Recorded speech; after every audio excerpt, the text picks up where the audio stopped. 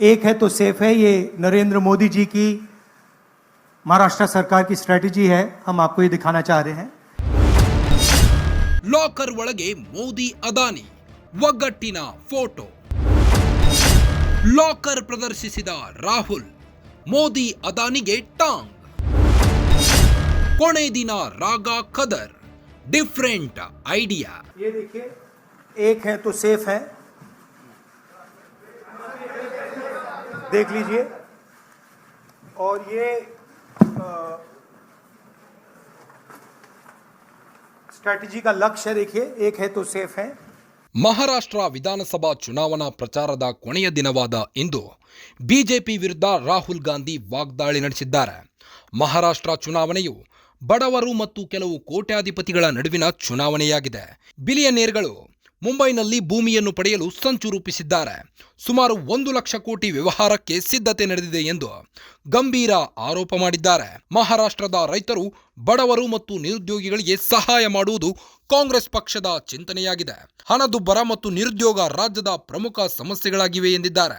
ಮುಂಬೈನ ಬಿಕೆಸಿಯಲ್ಲಿ ನಡೆದ ಪತ್ರಿಕಾಗೋಷ್ಠಿಯಲ್ಲಿ ಮಾತನಾಡಿದ ರಾಹುಲ್ ಗಾಂಧಿ, ಅದಾನಿ ವಿರುದ್ಧ ವಾಗ್ದಾಳಿ ನಡೆಸಿದ್ದು ಧಾರಾವಿ ಮರು ಅಭಿವೃದ್ಧಿ ವಿಷಯವನ್ನು ಪ್ರಸ್ತಾಪಿಸಿದ್ದಾರೆ. ಪ್ರಧಾನಿ ನರೇಂದ್ರ ಮೋದಿ ಅವರಿಂದಾಗಿ ಅದಾನಿ ಕಂಪನಿಗೆ ದೊಡ್ಡ ಯೋಜನೆಗಳು ಸಿಕ್ಕಿವೆ ಎಂದು ಮತ್ತೊಮ್ಮೆ ಆರೋಪಿಸಿದ್ದಾರೆ. ಇವುಗಳಲ್ಲಿ ಧಾರಾವಿಯೂ ಸೇರಿದೆ. ಒಗ್ಗಟ್ಟಾಗಿದ್ದರೆ ನಾವು ಸುರಕ್ಷಿತವಾಗಿರುತ್ತೇವೆ ಎಂಬ ಪ್ರಧಾನಿ ಮೋದಿಯವರ ಹೇಳಿಕೆಗೂ ರಾಹುಲ್ ಗಾಂಧಿ ತೀವ್ರ ಟೀಕಾಪ್ರಹಾರ ನಡೆಸಿದ್ದಾರೆ. ಮುಂಬೈನಲ್ಲಿ ನಡೆದ ಪತ್ರಿಕಾಗೋಷ್ಠಿಯಲ್ಲಿ ಮಾತನಾಡಿದ ಕಾಂಗ್ರೆಸ್ ನಾಯಕ ರಾಹುಲ್ ಗಾಂಧಿ, ನರೇಂದ್ರ ಮೋದಿಯವರ ಘೋಷವಾಕ್ಯ ನಾವು ಒಟ್ಟಿಗೆ ಇದ್ದರೆ ನಾವು ಸುರಕ್ಷಿತವಾಗಿರುತ್ತೇವೆ ಎಂಬ ಪೋಸ್ಟರ್ ತೋರಿಸಿ, ಇಲ್ಲಿ ಎದ್ದಿರುವ ಪ್ರಶ್ನೆ ಏನೆಂದರೆ ಯಾರು ಸುರಕ್ಷಿತರು ಎಂಬುದು ಇದಕ್ಕೆ ಉತ್ತರ. ಒಬ್ಬರು ನರೇಂದ್ರ ಮೋದಿ, ಅಮಿತ್ ಶಾ, ಮತ್ತೊಬ್ಬರು ಅದಾನಿ. ಯಾರು ಸುರಕ್ಷಿತರು ಎಂಬ ಪ್ರಶ್ನೆ ಕಾಡುತ್ತಿದೆ. ಧಾರಾವಿಯ ಭವಿಷ್ಯ ಸುರಕ್ಷಿತವಾಗಿಲ್ಲ.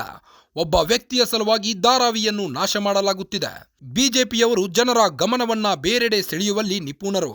ಅವರಿಗೆ ಸಮಸ್ಯೆಗಳ ರಾಜಕಾರಣ ಬೇಕು.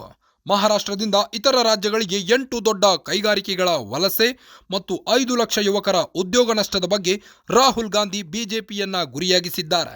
ರಾಹುಲ್ ಗಾಂಧಿ ಎಂವಿಎ ಸರ್ಕಾರ ರಚನೆಯಾದರೆ ಮಹಿಳೆಯರಿಗೆ ಪ್ರತಿ ತಿಂಗಳು 3,000 ರೂಪಾಯಿ, ಮಹಿಳೆಯರಿಗೆ ಉಚಿತ ಬಸ್ ಸೌಲಭ್ಯ ಸಿಗಲಿದೆ. 3 ಲಕ್ಷದವರೆಗಿನ ರೈತರ ಸಾಲ ಮನ್ನಾ ಮಾಡಲಾಗುವುದು. ಸೋಯಾಬೀನ್ ಪ್ರತಿ ಕ್ವಿಂಟಲ್ಗೆ 7,000 ರೂಪಾಯಿಗೆ ಖರೀದಿಸಲಾಗುವುದು. ಈರುಳ್ಳಿ ರೈತರಿಗೆ ನ್ಯಾಯಬೆಲೆ ಸಮಿತಿ ಇರುತ್ತದೆ. ಹತ್ತಿಗೆ ನ್ಯಾಯಯುತ ಎಂಎಸ್ಪಿ ಇರಲಿದೆ ಎಂದು ರಾಹುಲ್ ಗಾಂಧಿ ತಿಳಿಸಿದ್ದಾರೆ. ಪ್ರಧಾನಿ ಮೋದಿ ಜಾತಿ ಗಣತಿ ನಡೆಸಲು ಬಯಸುವುದಿಲ್ಲ ಎಂದು ರಾಹುಲ್ ಗಾಂಧಿ ಕಿಡಿಕಾರಿದ್ದು, ಎಂವಿಎ ಸರ್ಕಾರ ರಚನೆಯಾದರೆ ಮಹಾರಾಷ್ಟ್ರದಲ್ಲಿ ಜಾತಿ ಗಣತಿ ನಡೆಯಲಿದೆ. ರಾಜ್ಯದ ನಿರುದ್ಯೋಗಿಗಳಿಗೆ 25 ಲಕ್ಷ ರೂಪಾಯಿವರೆಗೆ ಆರೋಗ್ಯ ವಿಮೆ ಜೊತೆಗೆ ಪ್ರತಿ ತಿಂಗಳು 4,000 ರೂಪಾಯಿ ಎಂವಿಎ ಸರ್ಕಾರವು 2.5 ಲಕ್ಷ ಸರ್ಕಾರಿ ಉದ್ಯೋಗಗಳನ್ನು ಒದಗಿಸಲಿದೆ ಎಂದು ಭರವಸೆ ನೀಡಿದ್ದಾರೆ ರಾಹುಲ್ ಗಾಂಧಿ. एक लाख करोड़ रुपए का धंधा चल रहा है। ये आप देखिए, हमारे प्रधानमंत्री जी और अदानी जी एक साथ खड़े हैं, एक हैं तो सेफ हैं, और ये लक्ष्य है। तो उन्होंने अपना नारा दिया है, हम उनका थोड़ा नारे को आपको समझाना चाहते थे. ಗ್ಯಾರಂಟಿ ನ್ಯೂಸ್, ಸುದ್ದಿ ಖಚಿತ, ನ್ಯಾಯ ನಿಶ್ಚಿತ.